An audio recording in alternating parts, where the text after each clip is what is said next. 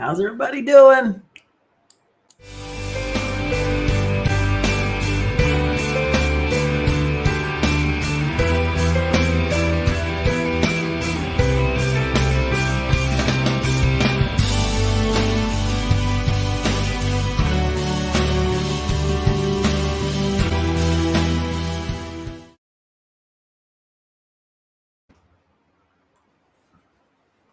Hello, how's everybody doing? Welcome to another Vegan Primary Care live session. This is Dr. Scott Harrington coming to you live from my doctor's office at veganprimarycare.com, where you can see a vegan doctor as your primary care doctor from the comfort of your own home from most U.S. states. If you happen to live in Florida, then I'm also open for in-person visits on Fridays in Pinellas Park, Florida. That's just north of St. Petersburg. Come see me not just for a one-time consultation, but as your primary care doctor, someone who gets to know you and someone who can be your health advocate. Because I'm licensed in most U.S. states, even if you move, you don't have to change doctors. If you are vegan, then get a doctor who gets you. If you haven't adopted a plant-based diet yet, you are still welcome to be my patient. But beware, a healthy vegan diet, exercise, and lifestyle changes will always be my first recommendation. My goal is to help you take control of your health. And through the power of a healthy lifestyle, we will work to heal your chronic conditions with the ultimate goal of helping you come off your chronic medications. For my patients who cut out animal products, you will not only be helping yourself feel better, but you will also do your part to stop animal suffering and to decrease your impact on the environment. As you know, we offer vegan primary care patients free weekly weight loss check-ins with a weight accountability visit in a private group Zoom meeting on Tuesday nights at 7 p.m. Eastern. Here we share our weight loss tips and tricks among the vegan primary care community. Remember that this content is for educational and entertainment purposes only. This video is not intended to take place of your own doctor's advice. Okay, we are live streaming on multiple platforms and ready to take your questions. Hi, everybody. How's it going? Okay, we've got Tamra Sergi, and her mom is watching, she says. Hello. Hey, Tamra and Simone. All right. Good deal. Yeah, so it's been a happy holidays so far in the vegan primary care household. You know, we're a family business, and so we've had big vegan Thanksgiving dinner and all that stuff, and so we're excited. We're excited for the holidays to spend time with the family. So if you have any questions about the vegan diet, go ahead and slap them in the comments section. We are broadcasting out to YouTube and to Facebook on multiple pages, and to Twitch and Twitter. Twitch, I don't know, if anybody over, 10 years old is on Twitch, but that's we're sending it out there as well. Okay, we've got our first question that's come in hot off the press. Hot off the press. Okay. Kristen Backer Ali, hello, how's it going? She says, hey, Dr. Harrington, can you share your favorite or go-to grain since brown rice contains the highest level of arsenic? Okay. Yes. Well, Kristen, I have to admit, my number one grain is rolled oats. I eat them every day, rolled oats. They're, kind of mid-range on the glycemic index for different grains, but probably the most, I guess, the healthiest grain that we tend to eat in sort of common day-to-day is quinoa. Quinoa is really healthy, has a low glycemic index, and it is it has slightly higher protein than some of the other grains. However, don't be stuck in one grain limbo. Don't be stuck because there's so many. I mean, there's like, buckwheat and oat groats and barley, and it's sort of a smorgasbord of grains that you can grab an Instapot and just start going to town, trying different things. I tried amaranth the other day. It was kind of weird. It was kind of like grits. It was kind of slimy, but I don't know. Maybe I wasn't doing it right.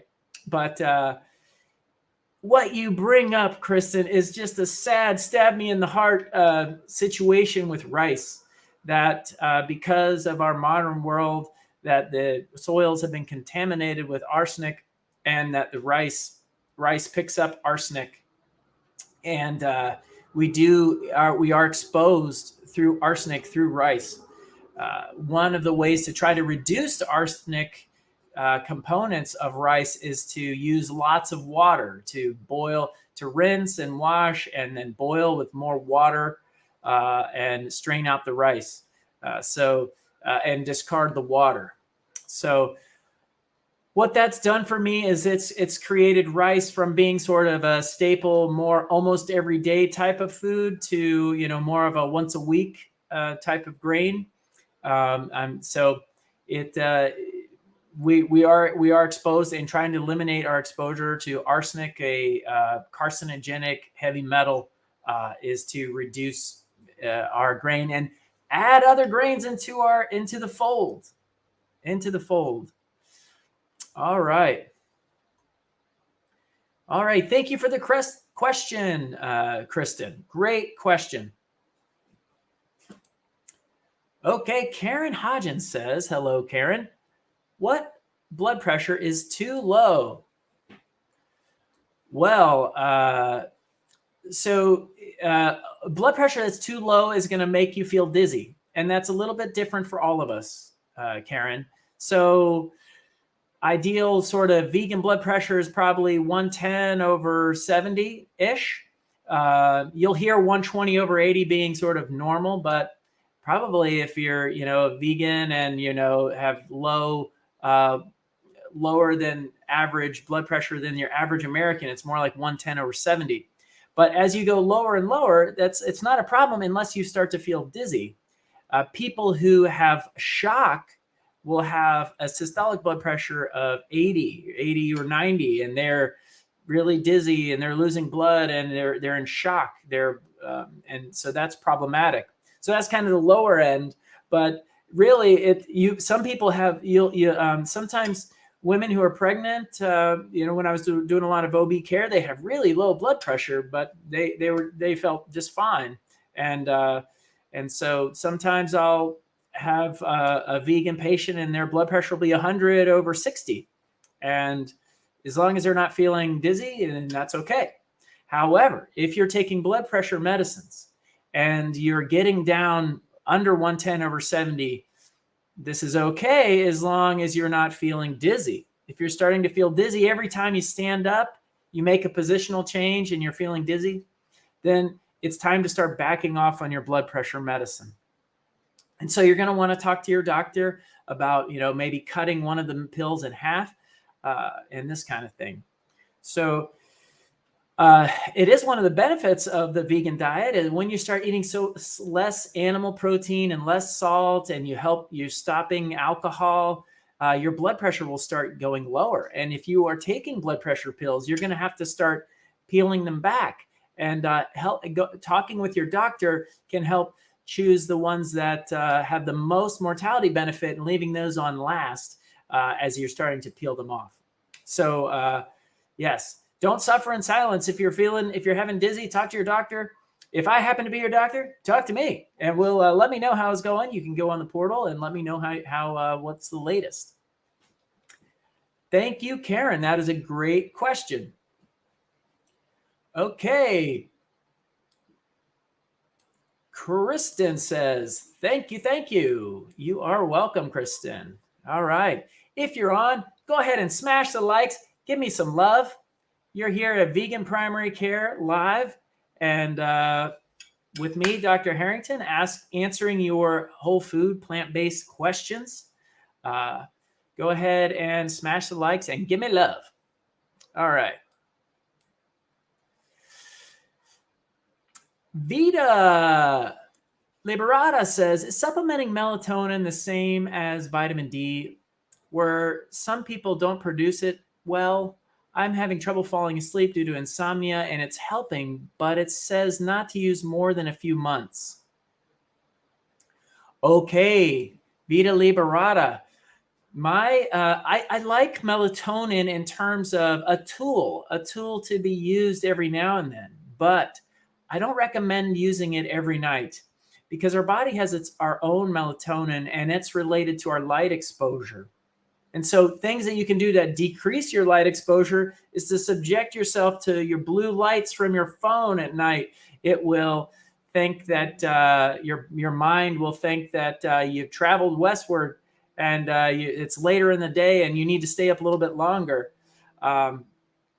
So the key is to get rid of the iPhone lights and the Android, your phone lights and TV lights at least an hour, but ideally longer than before bed, and you will start to get sleepier. So trouble falling asleep is a chronic type of problem that people deal with. So one way you can do is you can make sure you're having a meal early in the morning, a big meal early in the morning, your breakfast. You can expose yourself to a lot of light throughout the day, especially in the afternoon, light, and then start to trigger your brain to produce its own melatonin by starting to dim the lights as it gets later and have a more natural light exposure. So at nighttime, you're starting to turn off the lights and dim the lights. And so it's all about setting the conditions with your body and these unconscious processes. You're setting the conditions and trying to make it a natural setting. So there's lots of little tips and tricks, something called sleep hygiene, Vita. There is making it cold in the room, having the white noise so a little pin drop doesn't wake you up. Avoid sleeping with animals and stuff like that. And that's a very hard one to say because I know we have our dog in our room and sometimes the dog wakes up and wakes me up and I have a hard time going back to sleep. There's other things make it take a shower before bed or a warm bath and kind of makes you feel like warm and cozy. Being dry, avoid like sweating at night, having appropriate pillows and all this stuff. These are all little tips and tricks. It's called sleep hygiene, but I don't recommend really kind of using melatonin as your primary sleeping tool because your body can get tolerant to things. And then you can have a sort of mild psychological dependence on melatonin because you can say to yourself, well, I'll never be able to get to sleep if I don't have my melatonin. And that's not a good place to be in. So there's lots of tips and tricks. You can talk to your doctor and stuff. I don't recommend sleeping pills. Some of the sleeping pills say they're not addictive. I just think that's plain wrong. I think sleeping pills are addictive. But if you're not sleeping, not getting good sleep, it's a very important thing to manage. We need to be getting at least 6 hours of sleep, if not a little more, ideally 7 to 8. Stay in bed and relax. If you find yourself waking up in the middle of the night to go pee and you have a hard time going back to sleep, try not to stress too much about it. Sometimes people have this diurnal pattern or biphasic pattern, maybe that is a better word, where sometimes you'll have a little wakefulness in the middle of the night. Use this time to sort of allow it to be a peaceful time where you're just with your own thoughts and not so much of a stressful time where I've got to get back to sleep. Because you might pick up 1 or 2 hours right before it's time to wake up. And that would be the goal. But you don't have to worry too much about it. Your body tends to get the sleep that it needs as long as you set the conditions. Okay, good question, Vita. Let's go to Karen Bliss. Are sparkling waters like LaCroix innocent as they seem, or are they okay for hydration? Okay. Whatever it takes to get the water past your lips instead of some other bad food. Sparkling water is better than, Coke and stuff like that. As far as I know, the sparkling aspect or the gaseous aspect, mit gas, doesn't really cause any problem. It might make you feel a little bit more full. But as far as I know, it's not much of an issue. Sometimes I almost wonder about drinking out of aluminum cans. Is that sort of a problematic thing? At this point, I'm not sure. I've had some of my patients say that it causes them, it causes them problems. But there's been videos that have been put out about like cooking on aluminum versus cooking on other surfaces. And as far as I know, it's very minimal effect on the health. So sparkling waters, yes, if it makes you drink water, that's probably a good thing. All right. Janice Hugel says osteoporosis nutritional recommendations. Okay. The number one vitamin for osteoporosis is vitamin X. Vitamin X. What is vitamin X? You say vitamin exercise. And so the bones will basically are responsive to weight and pressure put on the bones, stress put on the bones will cause the bones to improve their bone density. It's a use it or lose it situation. So number one nutrient for your bones, vitamin X, weight. So, I'm being a little bit facetious or whatever, but certainly we want to maximize our vitamin D. So our absorption of calcium from our intestines is appropriate. You want to be at about a level of 40 to 70. This comes from about 2,000 international units. And if you're not getting a lot of sun or if you happen to be low, sometimes you have to up it to 5,000 international units of vitamin D. And then the calcium recommendations. If you have actual osteoporosis, they recommend 1,200 milligrams of calcium daily. But I don't recommend getting this all from supplements. I recommend looking by logging your food and testing how much calcium you're getting from your whole food, and then only supplementing up to what you need. They found that high doses of calcium supplementation can be problematic and can cause your blood to be have more clotting potential. So the goal is to get these vitamins and minerals from the whole food. But remember, Dr. Harrington's number one recommendation is vitamin X, exercise. Great question, Janice. Okay. Kathy Tarr says she's been wondering the same things. Are sparkling waters as harmless as they seem?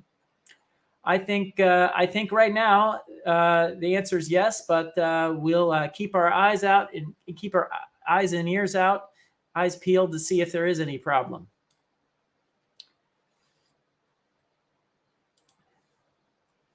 Okay, Purity and Plant says, how can I improve circulation and blood flow? Okay, this is a great question, Purity and Plants, because really, what else is there? What else is there in terms of health? Really, it's about vascular health. Vascular health. I mean, we can try to boil things down to pretty much one disease in the United States. Our number one killer is heart attack and stroke. Vascular health, right? Diabetes, when people have diabetes, you can imagine almost like the sugar being like sandpaper for the vessels, causing them to be irritated and fill up with plaques faster. Vascular health. Things like erectile dysfunction, vascular health causing problems with vascular health. You have a functional test showing, that the vessels are damaged, and blood pressure, kidney problems, Alzheimer's. You wonder if Alzheimer's is related to vascular health. So Purity and Plants brings up a great point. How do we improve our circulation and our blood flow? Well, it doesn't really come in a pill. It's multiple things. First off, you want to reduce the creation of plaques. You want to stop the damage and then work on the healing, right? So how do you stop the damage? Well, you try to get your LDL cholesterol really low. And the goal is to get it under 70. And so most doctors don't treat patients until their LDL is chronically over 130, or if they see it on a one time over 160, and they'll give them statin medications and things like this. But we don't have to wait to get the test and check. We can go on a plant-based diet and try to get it lower already. So So one, that's like cholesterol is a big issue for vascular health and circulation and blood flow. Two is avoiding oils and fats that make your blood viscous and slow down the blood. Three is getting your heart pumping. If you want blood flow, is exercise. That'll get the heart pumping. Sometimes if I haven't exercised in a while, I'll exercise and then I feel like my skin kind of like itching, like the blood is being pushed through other areas of my body. Another one that's important is the way the blood vessels will dilate. And this is through something called nitric oxide.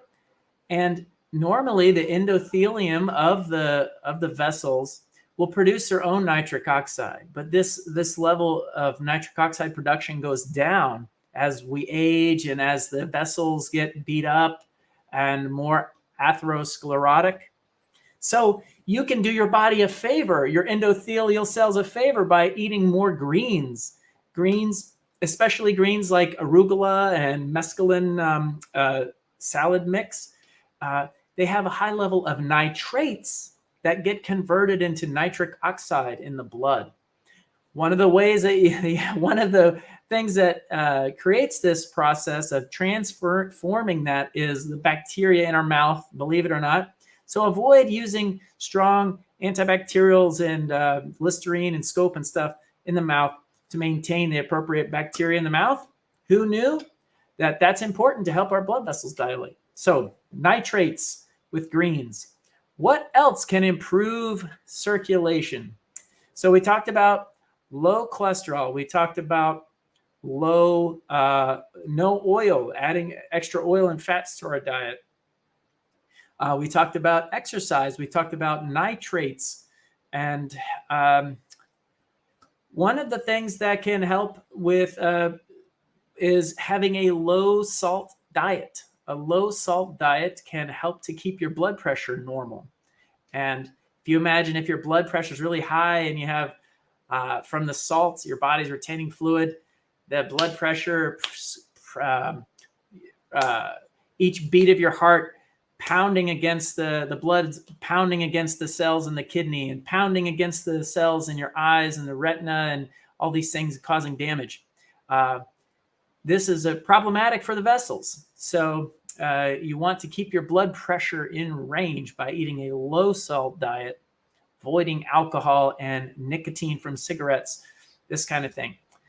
This is how we can maintain a awesome vascular health and reduce risk for all those diseases that we talked about earlier. Okay, thanks, Purity and Plants. Thanks for the prompt on that one. Okay, Vita Liberata says, thank you. You are welcome. And this is a chance for me to say thank you for everyone who comes to these live sessions. It's a real pleasure for me to be able to support you and having folks ask questions and be a part of the community. I really, really appreciate it. So thank you all for being here. Okay, all right. Karen Hodgen says, I love my arugula and eat it several times a day. I love it too. I love it too. And if I was as good as Dr. Esselstyn, I would have his special greens special. He has a little jingle about greens. I'll be like, arugula, asparagus, bok choy, something. So I love it. I sometimes if I want to get motivated, I just, Google Dr. Esselstyn's green jingle and listen to him go over it. All right. Okay. Kathy Tarr says, you are amazing. Thank you for all you do for us. Thank you, Kathy. Thank you. I really appreciate it. Okay. Purity and Plant says, thank you for answering my question. What can cause a feeling of paresthesias in the brain? Purity and Plants, paresthesias are numbness, and normally they talk about peripheral numbness, paresthesias. But so if you are experiencing numbness and tingling, And it's not just because you held your hand and blocked a nerve, or you kind of pinched a nerve locally or had a stinger or something bump into you, and you have some peripheral numbness and tingling. Then you should talk to your doctor, try to figure out the cause of that. Certainly anything with the brain is going to cause a global situation. So people who have stroke, like half of their face will be down, and their body will have weakness and numbness. So that is a very serious situation. So yes, definitely talk to your doctor if any areas of your body are numb and you don't know why. Sometimes it's a peripheral cause. Peripheral, it's a blockage in the spinal cord from a disc or something in the body, or an injury. And then rarely there'll be like malalignment kind of problems or thoracic outlet problems where certain muscles or positions and twisting could potentially cause some numbness and tingling, but very concerning and something you should definitely get checked out. All right. Karen Hodgen says, so appreciative of these weekly podcasts. Thanks for doing them. Thank you, Karen. Thank you so much for the support. Okay. All right. Colleen McPhillips-Bird says, yes, he can rattle that off. I need to start. I don't know. It'd probably be some copyright thing. I probably shouldn't put his on here, but I love it. I love it. He just rattles it right off. Okay. Karen Bliss says, so thankful for this. Thank you, Karen. All right. Once again, if anybody has any questions, just blast them off to me. In the meantime, I have something here. Yes, this will be on YouTube, Colleen. So this is one little thing we can kind of go over today. I'll share my screen. Share screen. Share screen. Let's try it. Let's try to share my screen. Okay, let's do it. Okay, so I get a lot of patients who report that they have really bad gas related to the vegan diet for one reason or another, or following the recommendations to make sure that you have cruciferous in your diet because of a special chemical in cruciferous vegetables called sulforaphane, which has cancer-fighting properties. Patients will say, well, I added a bunch of broccoli and kale and Brussels sprouts and cauliflower to my diet, and man, it made me really gassy. And so it's really all about the dose, folks. You start low and go slow, but there's also the idea of this spectrum of gas, more up here at the far right. The broccoli with raw broccoli with stems is going to be more gas producing than the florets by themselves. Then sort of the middle of the road, sort of gas performing, you have steamed florets versus when you cook them really hard, they get that sort of more yellow appearance. Cooked and chopped versus pureed. So this is a simple way to think about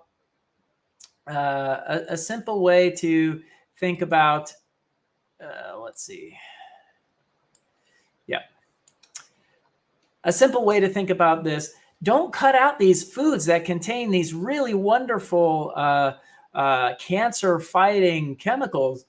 These are wonderful foods and they're helpful for you. If you find that they are a little upsetting to your system, kind of wind down the dose a little bit and pre-digest it. Cook it a little bit more, chop it a little bit more, reduce stems, and that sort of thing. All right. Okay. All right, probably we'll do this last question. Okay, Purity and Plant says, I feel better when I take my collagen supplement, but it has animal products. Should I ditch it? Well, Purity and Plants, I do recommend against animal products, so I would ditch it. And The collagen, the body produces all the collagen that is required. The collagen is not sort of an essential nutrient that we need to add to our diet. And there's, as far as I know, there's not great evidence for the use of collagen as a supplement. So you are feeling better. So I don't want to take that from you. I don't want to take that from you. But the evidence behind it is there's not strong evidence behind it. So maybe there's something we don't know. But in general, I would avoid animal products, and the body makes all the collagen that you need. So that being said, thank you everyone for your support, and we'll see you next week, unless it's Christmas or something. But what you'll know, if I'm going to do a talk, you will see a preparatory sort of ad with the logo and everything on it, just like you've seen before. So if you don't happen to see that one that day, then that means that I will not be present during their weekly live. But most weeks I will be here. So see you next week, and same time, same place, and stay vegan, you guys. Take care.